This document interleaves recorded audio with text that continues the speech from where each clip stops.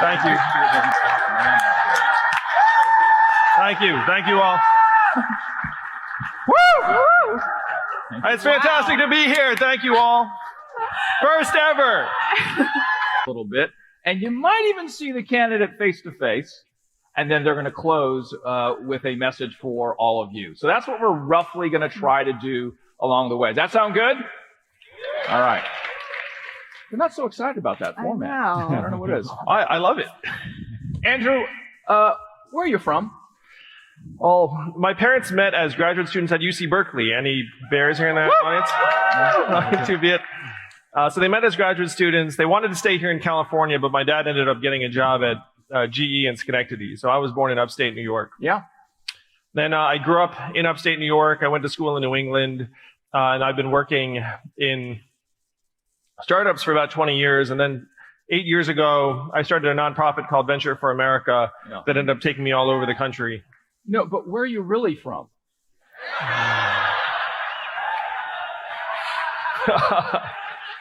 Indeed. No. Where are you really from? He's going to keep going with this. Come on, Andrew. Upstate New York would be where I go with someone. Yeah. I did want to ask, because I hear a lot of your Yang Gang right here in the audience, but I kind of wanted to go back to the original Yang Gang, the family of four that you guys have, and just kind of go back to pre-campaign Andrew Yang that got sleep, that woke up, had breakfast. I remember those things. Yeah. What? Let's go back to that time. I'd say the biggest real pivot for me was when I left my business to start Venture for America. So I was in some ways prepared to run for president because I'd been running a national nonprofit for 7 years, and that set of activities is actually not that dissimilar from being a candidate. But I just want to emphasize how much how much we all have in common, where my parents just said, do well in school, get good grades, get a good job. And I tried to listen. And then I was an unhappy lawyer for 5 months. Sorry, lawyers. God, I'm sure there's some of you here. Maybe one or two. And then I left to start a business that did not work out. And then I worked in startups for a period of time. So this is not that unusual, I think. Like, you all know many people in our community that resemble that. After my company was acquired in 2009, I became very sad about what was going on in much of the country, where I felt like the financial crisis had, to me, made very clear that we had too much talent heading to Wall Street and management consulting firms and becoming corporate lawyers. And so I started this nonprofit to help train entrepreneurs in places like Detroit, Cleveland, Baltimore, St. Louis. So that was really like the major divergence, I would say, from what you consider like a fairly normal entrepreneurial career. And so when you ask what my life was like pre-running for president, it's really more what it was like pre-running for Venture for America. And that when you start traveling this country, at least for me, I had never been to St. Louis or Birmingham or Cleveland or New Orleans. And I was staggered by the gulf between those parts of the country and, frankly, places like this one. Or where I'd grown up. And so during that time, I came to realize that our country is in much worse shape than I thought. And then when Donald Trump won in 2016, I thought that for whatever reason, immigrants were being scapegoated for issues that immigrants had nothing to do with. And that it's not immigrants, it's the fact that technology has advanced to a point where many, many Americans are struggling to get by. And that first initial moment when you told your wife that you were going to run, where were you, in the kitchen? Were you kind of just, I want to be president, you know? What's funny is that we actually talk about this now and we laugh about it because we had this conversation, but she's like, I genuinely do not remember the conversation Was it or my after reaction. the Rice Krispies, after the first cup of coffee? Oh, by the way, honey, I'm considering this.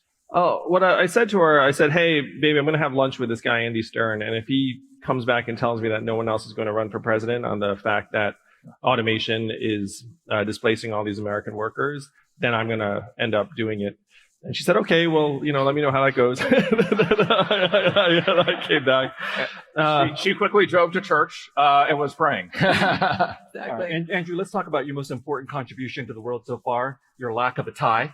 I think you've liberated me from doing that. Yes. And, when JFK became president, he didn't wear a hat. That liberated American men from wearing hats. So we will see a sartorial shift because of you. But we have a little bit in common. You're the son of Taiwanese immigrants. Is that right? Yes. I'm the son of Vietnamese refugees. I'm sure there are a lot of children of refugees and immigrants in the audience today. And my refugee background had a huge impact on my life. Can you tell us a little bit about what it was like to be a child of Taiwanese immigrants? Well, I think that many people here in the audience, and I'm sure you, Viet, can relate to many of the experiences where you grow up, your parents are immigrants, and so you feel like your spot in this country is somewhat in question. At least that's the way I felt growing up. And when I grew up, I'm 44 now, so there are only 3 TV networks, and they added the 4th and whatnot. So there were only a few channels to watch. And American culture was fairly well defined, I think, at that time. So my brother and I tried to fit in, really, and failed a lot of the time, I would say. I went to Chinese school on weekends. I was a very nerdy Chinese kid, played piano and had braces and had really big glasses because they hadn't invented thin glasses yet. Whoever invented those did us all a favor. Well, my parents said, look, just work hard. And certainly to the theme of today's event, there was never a message about politics. There was never, run for office or any of that. It was keep your head down, study hard, do well in school. I was one of the only Asian kids in my town.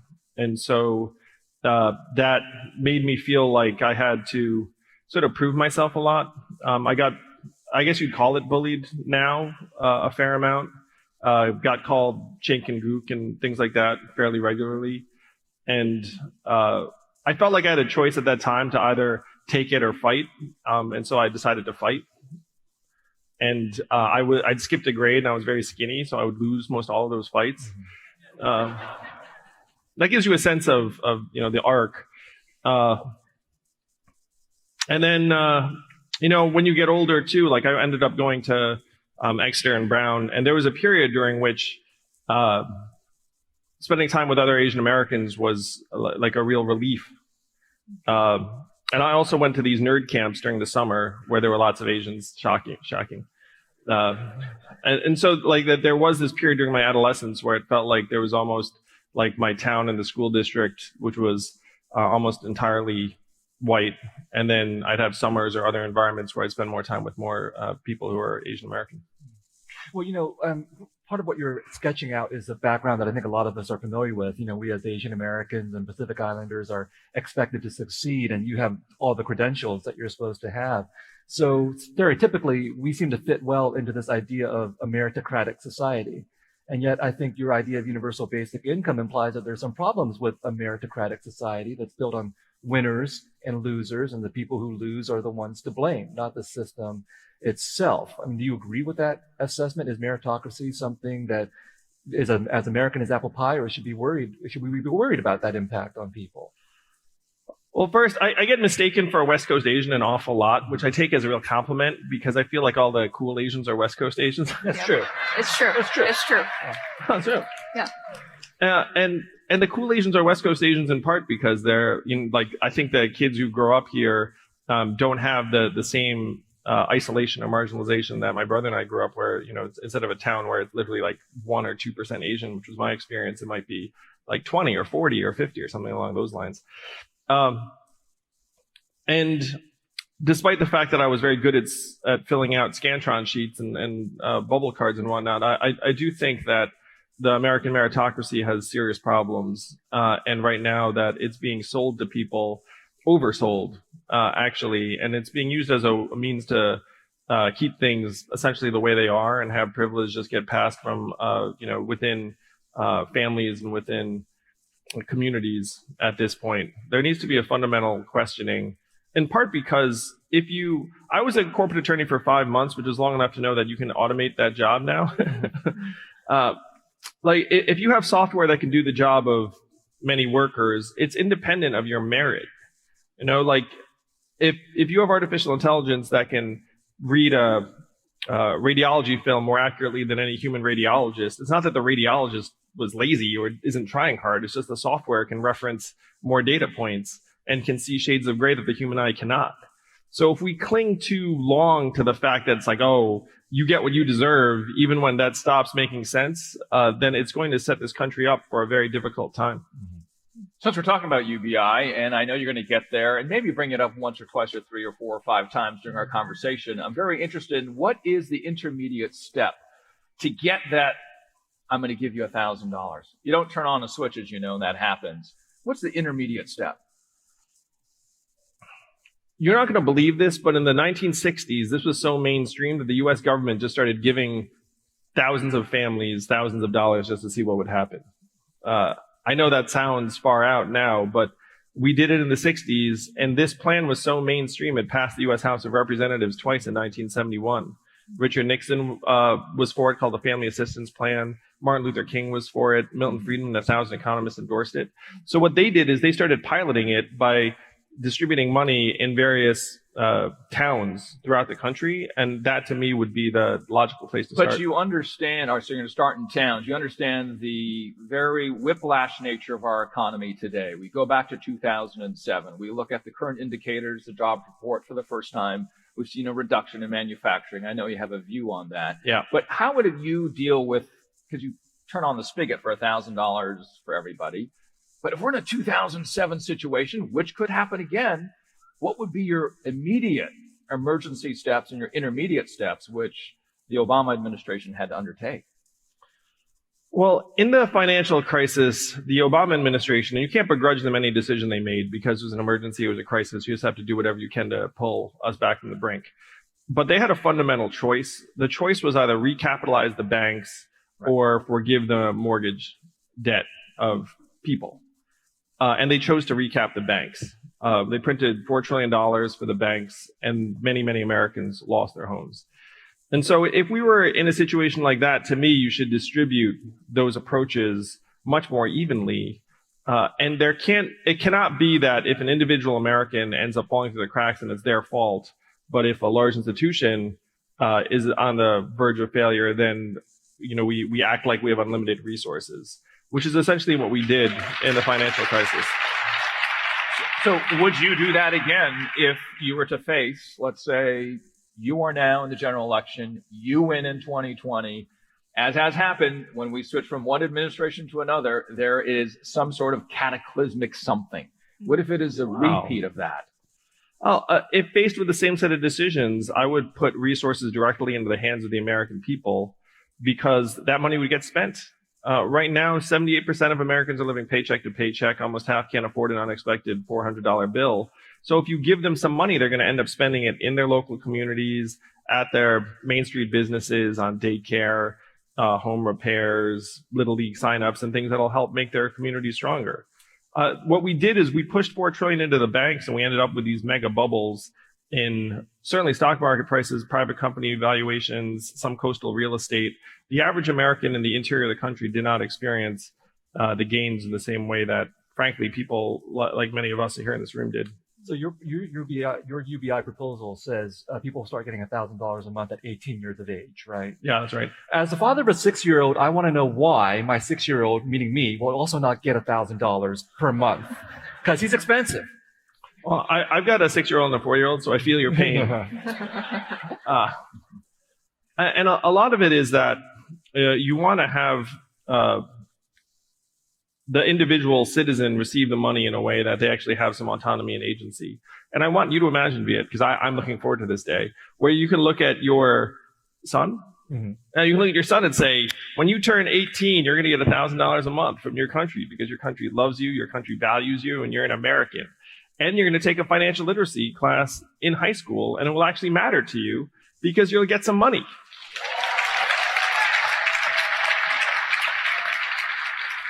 And right now, if you're anything like me, a lot of what stresses you out is trying to save for your son's future. So the fact that that's waiting for him when he becomes an adult is a game changer, and it would be a game changer for parents everywhere. Okay. You're saying for all Americans, right? So where does that start? Do residents who are not citizens get the UBI? Do new immigrants who have just arrived in this country get UBI? And what about undocumented immigrants as well? I'm obviously the son of immigrants myself. I know that immigrants are extraordinarily positive in terms of both their economic and social impact. The freedom dividend that I'm proposing would be for citizens. And so if you're a permanent resident or green card holder, this would be an incentive for you to become a citizen.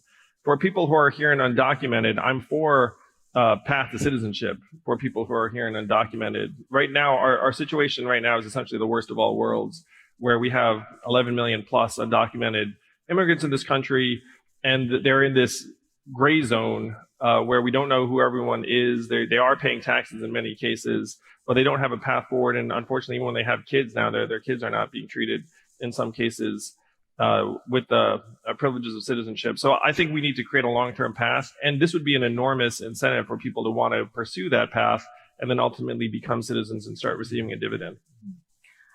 When you first told your wife that you are running for president, she asked a very important question. What are you going to do about our healthcare? Yeah, that was a question.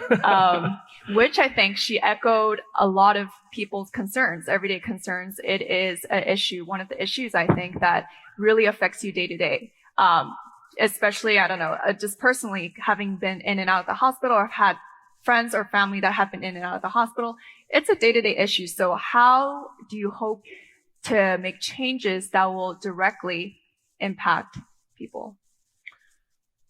Well, I think our healthcare system is in many ways emblematic of what's going on in the rest of the country, where we have a very market-driven system, and we're spending twice as much on our healthcare as other developed countries, even to worse results by the numbers. I'm a numbers person, and so I just try and figure out what the actual costs are. Mm-hmm. And so to me, it's clear that we need to create a public option in the healthcare market that then enables us to negotiate for lower prices and higher levels of access.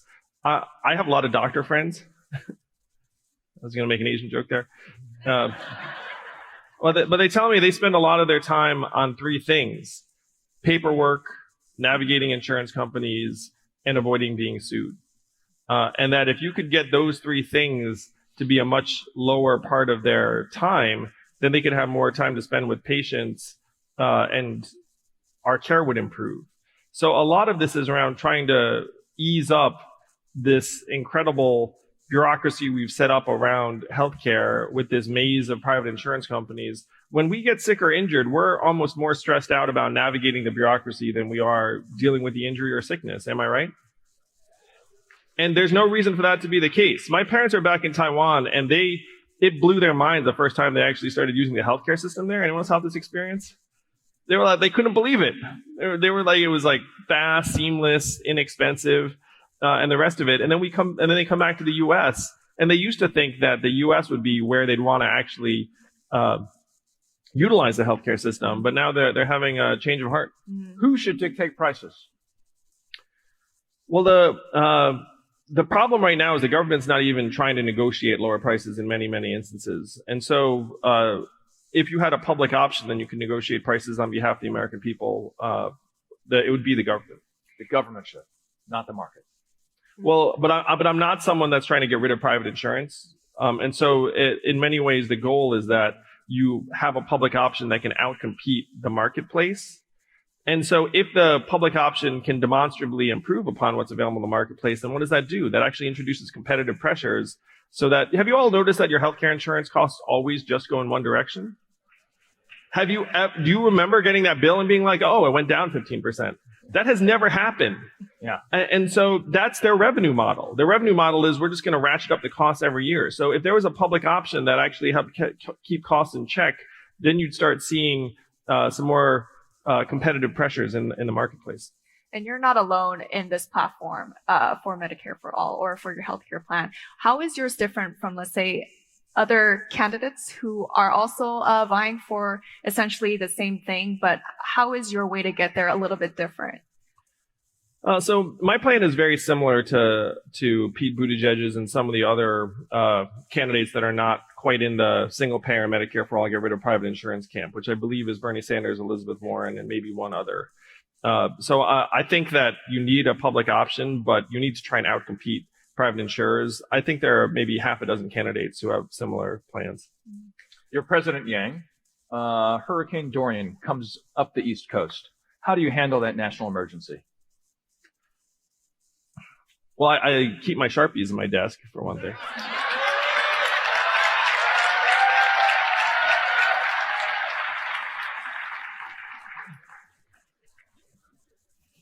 So, right now, FEMA is part of the Department of Homeland Security, which to me is not the right way to go, because literally they diverted funds from FEMA to ICE recently.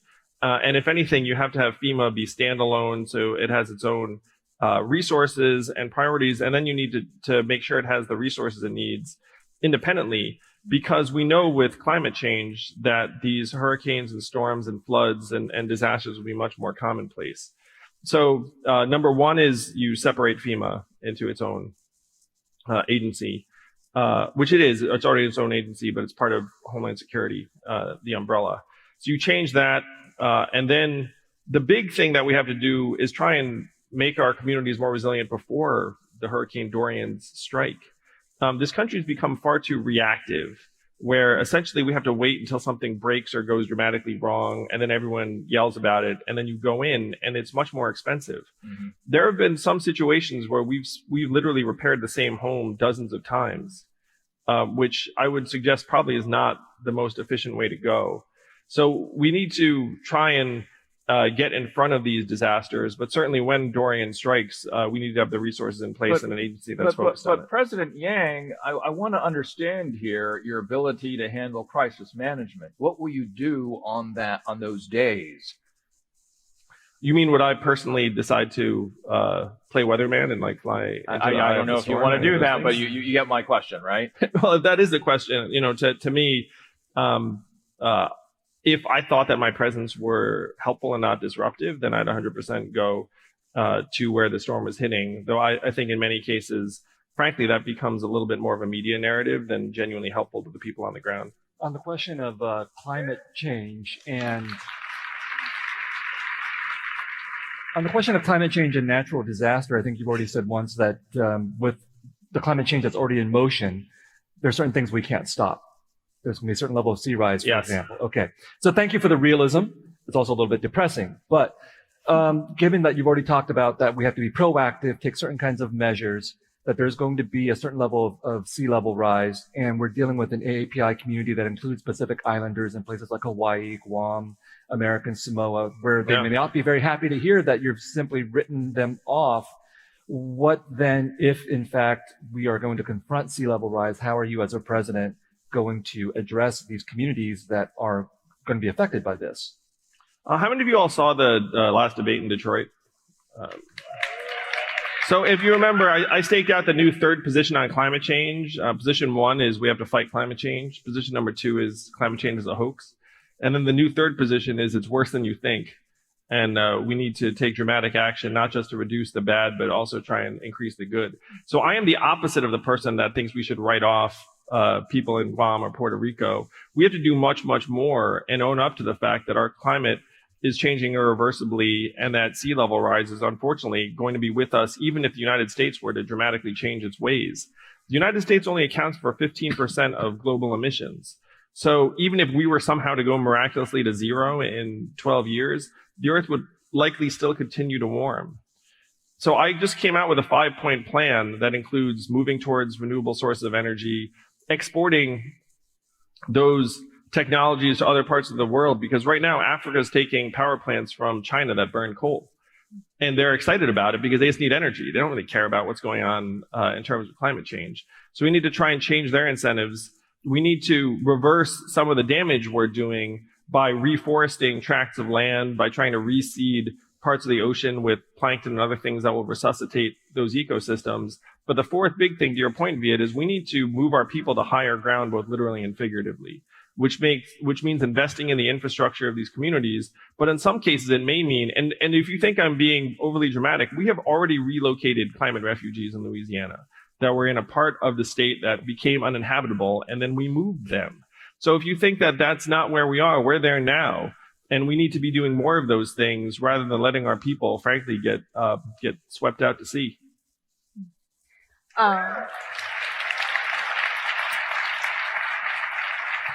Andrew, you talked about, or you identified yourself kind of with Barack Obama, Jimmy Carter, saying they came out of nowhere. There seems to be, and apologies I'm butchering it, but sort of like a model to that. I feel like there's a lot of press talk about the negatives of being an outsider. No one knew who you were. But what are kind of the advantages to it? What are the benefits that you are seeing after being on the campaign trail for so long? Right now, the number one criteria the Democrats have for the nominee is who can beat Donald Trump. That's one reason why Joe Biden's number one, because people think that he's the most electable. But if you dig into polling of Trump supporters, I am one of only 2 candidates that 10% or more of Trump voters said that they would support, which means if I'm the Democratic nominee, the Democrats will win this election.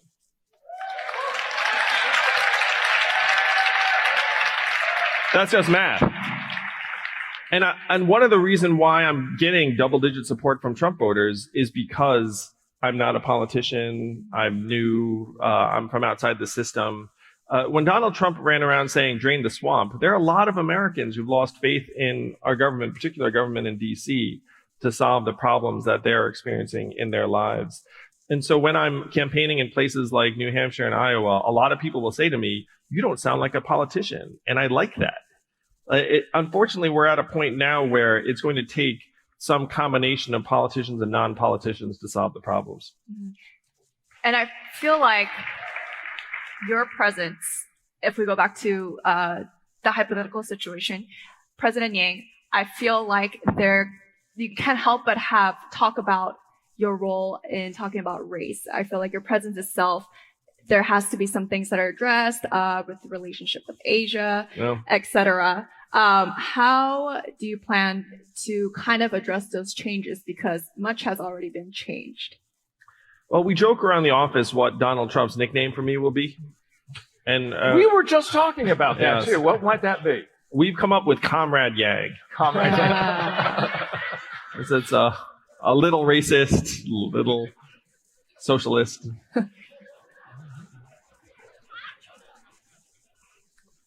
But I think that under my administration, right now the rest of the world is looking at us being like, what the heck is going on in the United States of America? And the opposite of Donald Trump, in many respects, is an Asian man who likes math.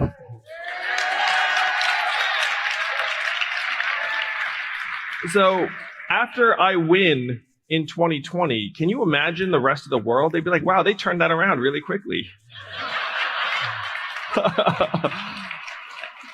And after my victory, the celebrations will extend beyond the United States of America. There are going to be many happy people in other parts of the world too. And I think at that point, we can actually start rebuilding globally, our global relationships. Well, give us one example of that. Obviously, President Obama got a lot of flack from a certain corner of this country for supposedly not being American. I don't think this country has changed so much that if you become president, you're going to face any kind of a different situation. Some people out there will question who you are, what your allegiances are, and so on. And of course, questions of China, Taiwan are going to be still important as they are today. How are you going to confront that situation, both in terms of some people's perceptions of you, but also confronting or dealing with China and Taiwan?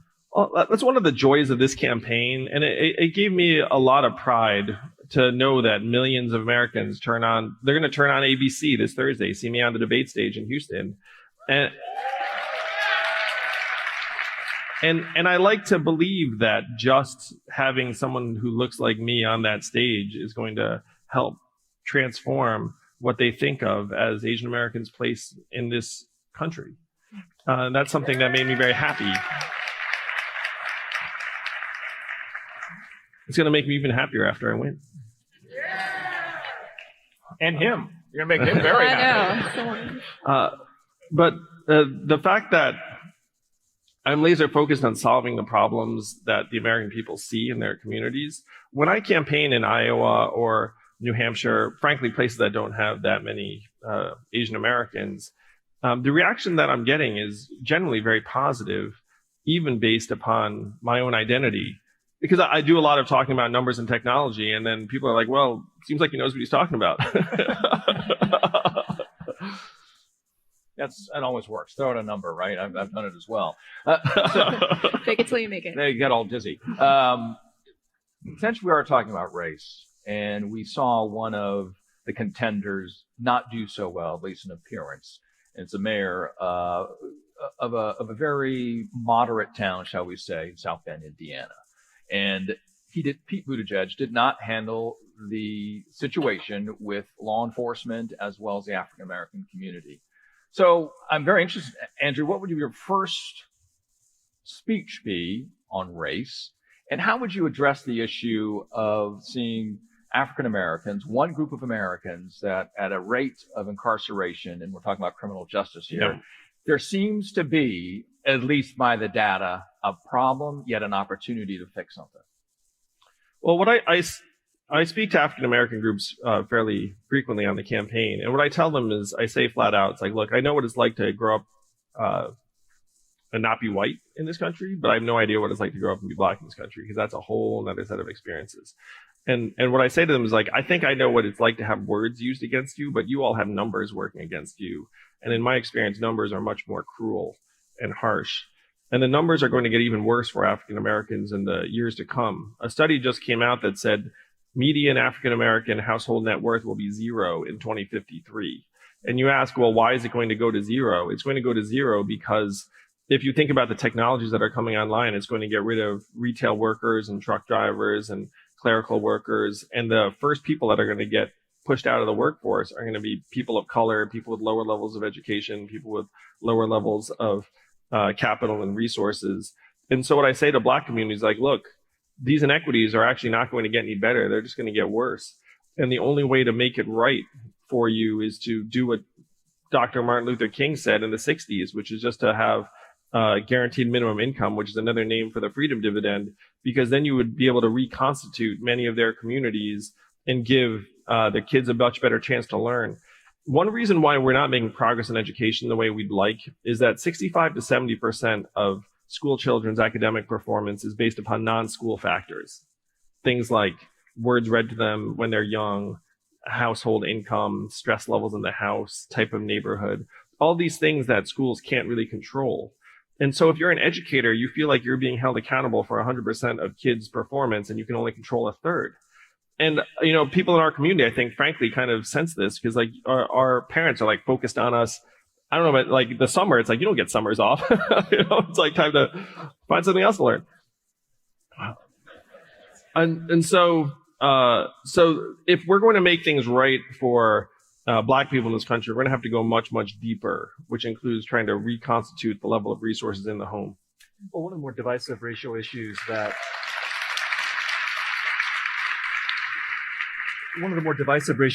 that Asian Americans and African Americans are caught up in is affirmative action. Now, the polling data shows that the majority of Asian Americans support affirmative action, but that's not true across the board.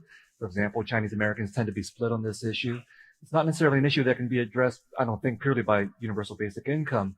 So what's your stance on affirmative action? How would you address some of the debates and controversies that are going on around it right now? I'm pro-affirmative action, and I resent how Asian Americans are often used as a lever. Because if you look at the people who are bringing these lawsuits, it's often conservative groups that, frankly, in my opinion, like, do not care that much about the Asian American community's interests. They're just trying to do away with policies that they don't like. I think affirmative action is, by and large, a positive thing. Can it be tweaked and modified in some context, in some regards? Yes, but doing away with it would lead to a very, very stratified educational system in many, many environments. I'm also a university professor, and on a related. Oh, what do you teach? What do I teach? I teach English. If you want to go against stereotypes, okay. Wait, who are you? Yeah.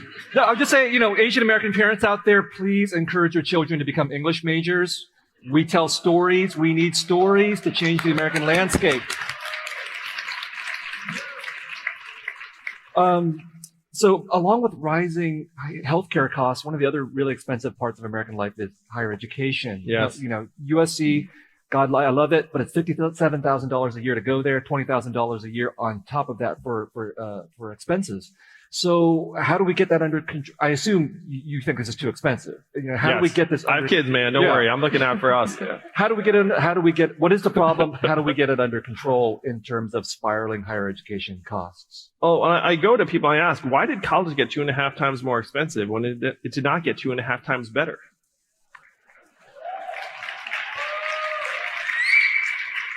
And there are two main reasons. Number one is that in many contexts, states stopped supporting their university systems to the same degree, as happened with the UC system and others. But the other huge, bigger driver is administrative bloat, where universities have hired 200% more administrators than professors. Where at this point you have just layers and layers of bureaucracy. And I've run a national nonprofit, so I get it. When you run a nonprofit organization, you hire more people that are like you. So if you're a nonprofit administrator, you're like, oh, I can hire another administrator. And then you end up, over time, it becomes an effective tax on the American people because you feel like you have no choice but to pay.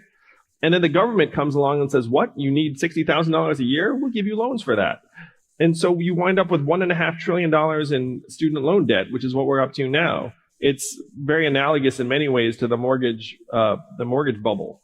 So you have to attack this at every level. You have to try and put more public resources to work. The big thing I would do is I would tie grant funding and even your tax exempt status to the ratio of administrators to students in universities. And then that would force universities to have to, they would say, there's no way we can do this work with fewer administrators than we have. And then you'd say, well, I have a feeling you'll figure it out if your money's at stake. And then they would figure it out. And you would find that in many cases, it would have very little impact on the student experience. Maybe one last thing on higher education. We got 8 minutes. Want to make sure that Esther gets to go out in the audience with Andrew, because there's a couple people out here that probably want to see this guy and talk to him, right? Yeah, one or two. But before you do that, I got to ask this question about gender inequality. How do you fix it? I'm very interested in your thought here. We have a lot of issues right now. We're in Southern California. It's a topic that we've seen throughout the last election and now. Lots of topics. You pick it. So I come from the entrepreneurship world, and I've seen just how stark the inequities are between men and women in that environment. Where if you're a woman, raise your hands if you're an entrepreneur, period, in this room. Because I'm sure there are many, many entrepreneurs here. So I've seen women entrepreneurs in particular that not only do they have more barriers where in terms of access to capital in their own household before they even go out into the marketplace, but then when they go out into the marketplace, investors, mentors, customers, partners, everything is an uphill climb. Something like 95% of angel investors are men, as one example. And so if you want to try, and Katie Calvoto, who's here, is an awesome role model for female entrepreneurs, but like we have to do much more to try and make it more possible for women to lead and run their own organizations. And that's something I'm very passionate about, because like I did that work for 7 years and I saw just how ridiculously stacked against women entrepreneurs the startup world is. Esther, Andrew, head out to the audience really quickly. I'm sure you guys have a lot of questions today. We're going to kind of head in and see if any of you guys have a question. If you don't mind joining me. Andrew hates this stuff. He hates it.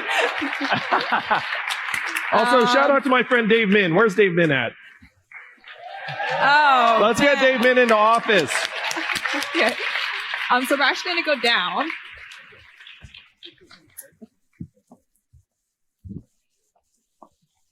Anyone here want to talk to Andrew today?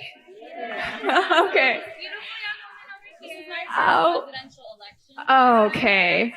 It is her first presidential election, and she has very vocally said that she would like to meet you.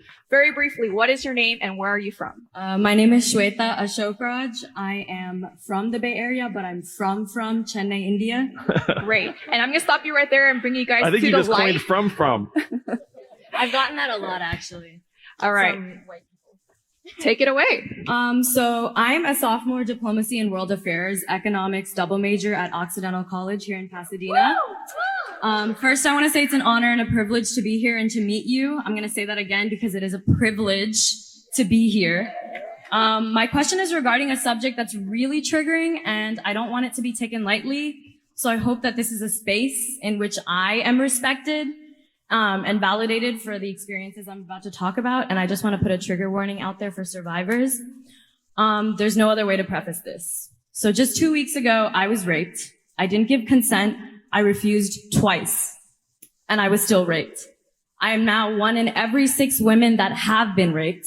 I'm a part of the 54% of women aged 18 to 34, voters, by the way, that are victims of sexual assault. This doesn't just happen to women, but trans and LGBTQ members as well.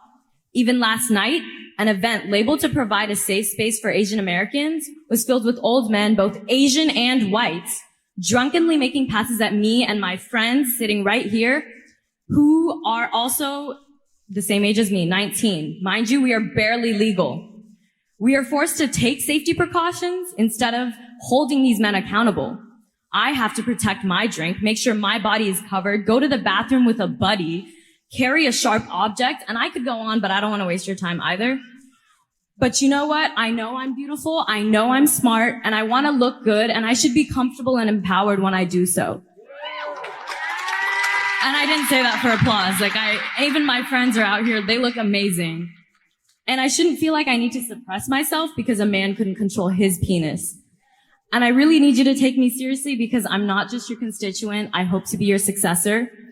So my question is, what are you going to do to protect me and the 90% of women and LGBTQ members that experience sexual assault or rape at least once in their lifetime? Thank you. Can I touch you? Can I touch you? Can I give you a hug? Oh, Thank I'm so you. sorry. It's okay. It happens. I'm so But sorry. it's not normal. Oh, there are people in my life who've had similar experiences. That's true of all of us, whether we know it or not. I mean, it's a scourge that pervades our society. And there are things that we can do. The deeper you go, the more ugly the reality gets. So one rule that I'm going to be championing is, and this is, like, I want to talk about the rules, because this is what, if you ask a politician this question, then I'll say, here are the rules, and then here are the rules that we can do better. And I have a whole set of rules that we need to have to do better. But then to me, there's like the stuff that just goes on in people's hearts and souls and minds. And that to me is the more important, in a way. So I have a whole set of rules I can talk about, like institutions that cover up sexual assault and sexual predators, like have that, like the rules around it. Right now, many institutions have an incentive where if someone in their midst, is a sexual offender of some way, then they get concerned about their liabilities and they brush it under the rug, and then they just try and keep it quiet. And what that does, there are other people that in all likelihood have been impacted by that offender that might think they're the only one, or that like they're blaming themselves in some way. And that in rare cases, an institution will actually come forward and say, hey, this person is now like a convicted sexual offender. And so, you know, if there's someone else who had this experience, let us know. But most institutions do not do that because they don't want to obviously go near that. So I'm championing a rule that says, look, if you employ a convicted sexual offender, you have to actually publicize to like the world and also the people that have interacted with that person, that this person's now, yeah, and it happens at USC. So that, because what happens in many cases that the offenders are part of institutions that end up de facto protecting them. Because they think that's in their interests. And so you have to make it so it's not in their interest to protect. So that's a rule that I'm championing. The non-rule stuff is to me as or more important, where to me, strong men treat women well, weak men do not.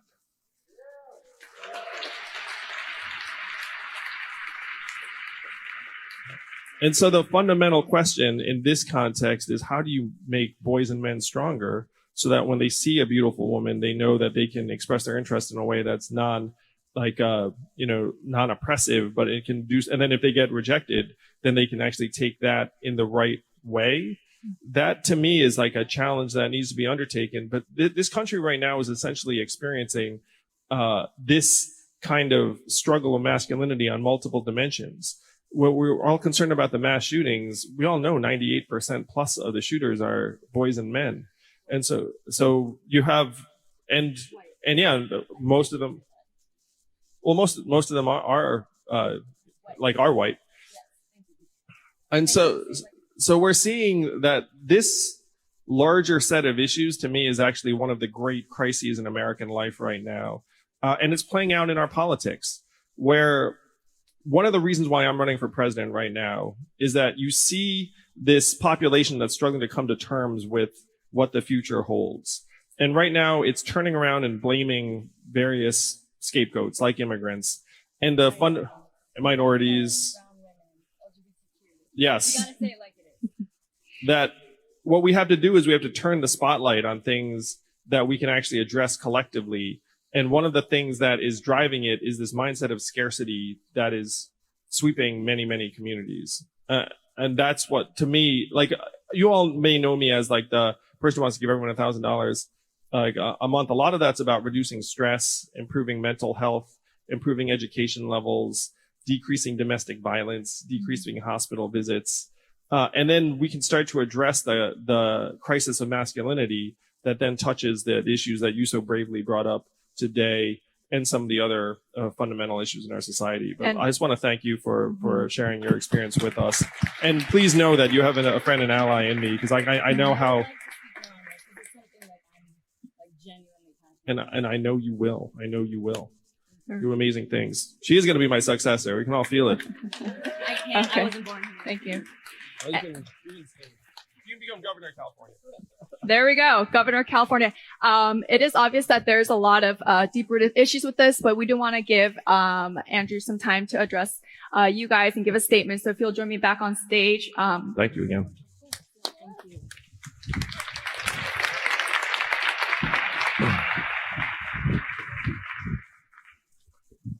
Hello, thank you so much. It's a privilege to be able to address you. I'm running for president to try and solve, to me, the problems that are tearing our country apart. So in 2016, Donald Trump said, we're going to make America great again. And he presented a set of solutions that were not the right ones. What were they? Well, first, what was Hillary Clinton's response to make America great again? America's already great. And that did not work in 2016. So his solutions were, we're going to build a wall, we're going to turn the clock back, we're going to bring the old jobs back. And I've spoken to thousands of Trump supporters around the country. Most of them didn't even really believe that those things were going to happen. Like, if you actually sit with them and say, like, hey, did you think we were going to get the jobs back? They would say, it's like, well, I thought we would, try and do things in that direction. But even if I didn't get my job back, I still respect Trump for calling out the problems. I'm getting Trump voters in part because I'm calling out the same problems, but I have a different set of solutions. Instead of turning the clock back, we have to turn the clock forward.